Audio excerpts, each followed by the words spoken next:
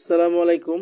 আমরা গত ভিডিওতে দেখেছিলাম কিভাবে ক্যালিব্রেশন করতে হয়। আমরা আজকে দেখব কিভাবে ক্যালিব্রেশন করার পরে কত মিলি ইরর চেক দিতে হয়। আমরা পেন্টেক্স অ্যাপসে ঢুকে গেছি।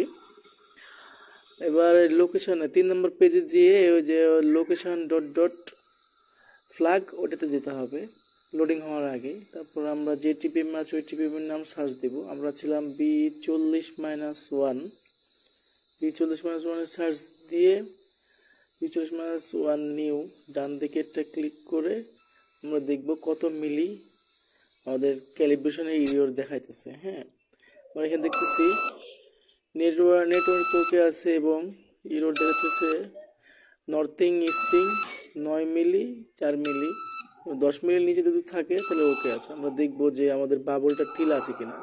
বাবলও ওকে আছে, তার মানে আমাদের ক্যালিব্রেশন ওকে আছে। নেটওয়ার্ক ওকে আছে, হরিজন্টাল নেটওয়ার্ক, ভার্টিক্যাল নেটওয়ার্ক সব কিছু ওকে আছে। নেটওয়ার্কের বাতিও জ্বলতেছে, তার মানে আমাদের ক্যালিব্রেশন হয়ে গেছে, জিপিএস কাজ করার উপযোগী হয়ে গেছে।